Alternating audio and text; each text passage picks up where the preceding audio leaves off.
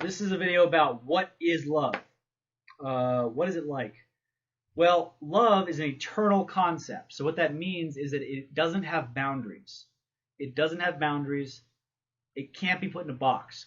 You can give it a label, love, the word love, L-O-V-E, love. It's just a word. It's just the sounds coming out of your mouth to describe a thing in a package. Or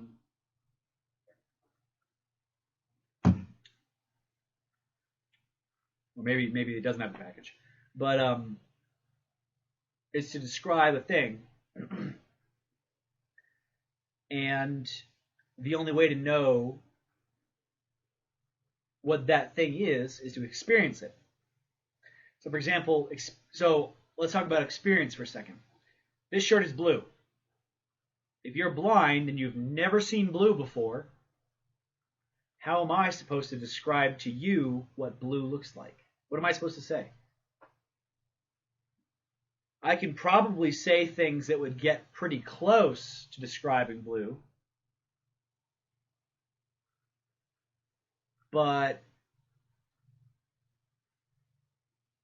no matter how hard I try, I will never be able to fully encapsulate what blue is, which is this.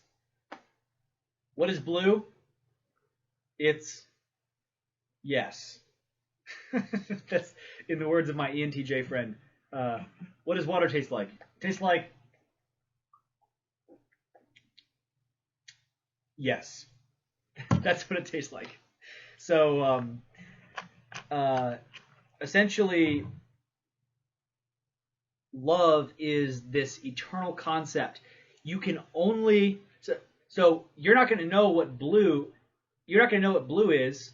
If I say, oh yeah, go get me a blue crayon, you're not going to know what the blue crayon is if you've never seen blue before.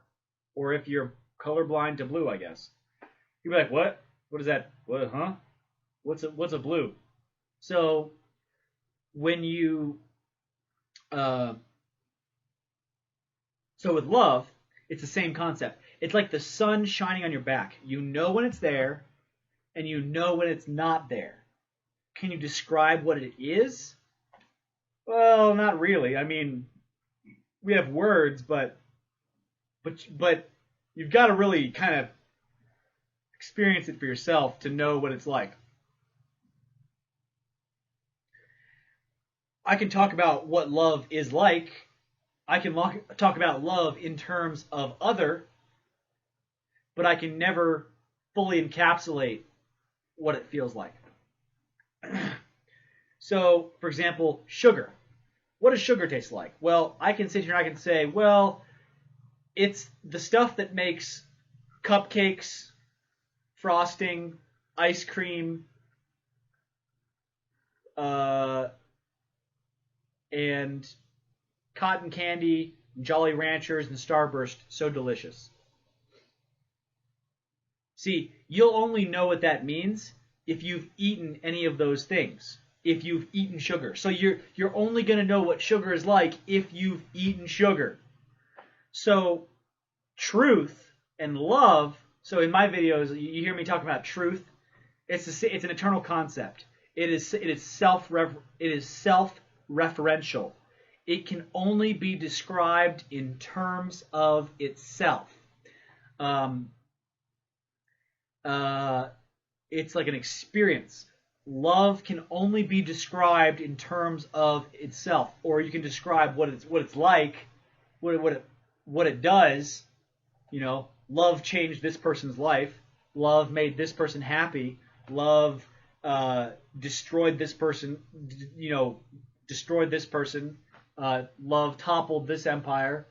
Whatever. You know, love is. So I'll just give some examples now. Love is like the drill instructor that shouts at you and then you respect them. Love is purpose in and of itself. When you have perfect love, you don't need anything else. You have purpose because your life is so amazing. You've got the thing. The thing that you've been looking for your whole life. You've got it.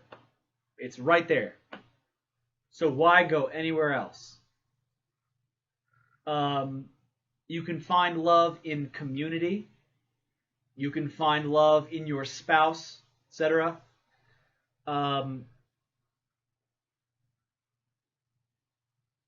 Now, love can also be selfish, okay? Or if in this instance we're going to say that it's imperfect love if it's selfish love, okay? And that's not love. If love is selfish, it's not love. Period.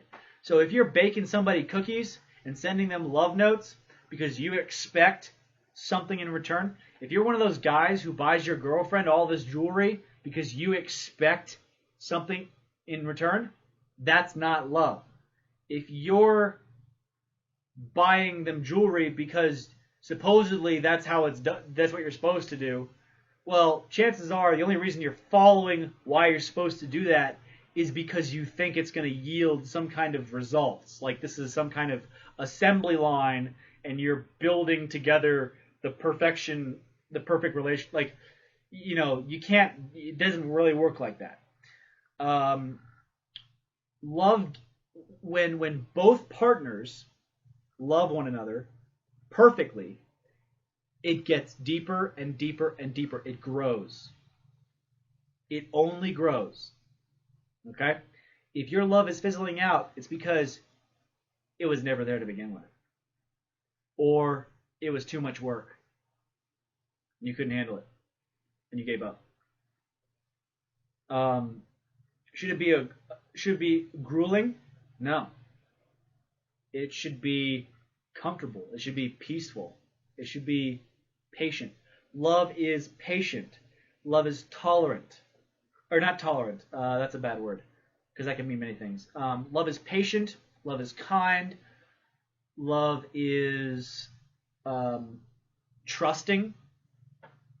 Love brings the person up. It makes them objectively better as opposed to bringing them down.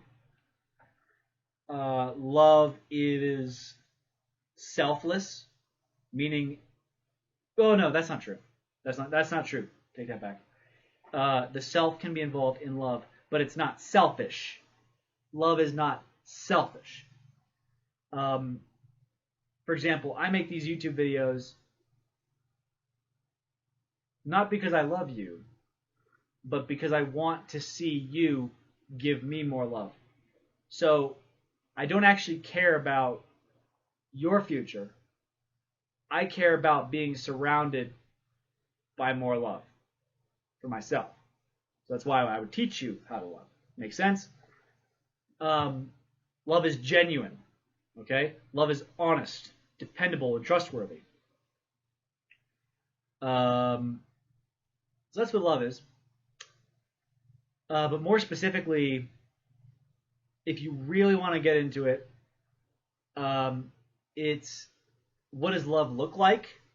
Well, what does love look like? And that is, you have to experience. Once you experience love, you know what it looks like. And once you dive into it, there is a spiritual side to love. And the simple fact of the matter is, you cannot experience love until God gives it to you. For those of you who don't like religion, tough shit. This is going to turn religious. If you want to have a perfect relationship, the following videos after this will go into details on how to achieve that. So if you want that perfect relationship and you want my advice, the videos after this one will go into that. So, see you later.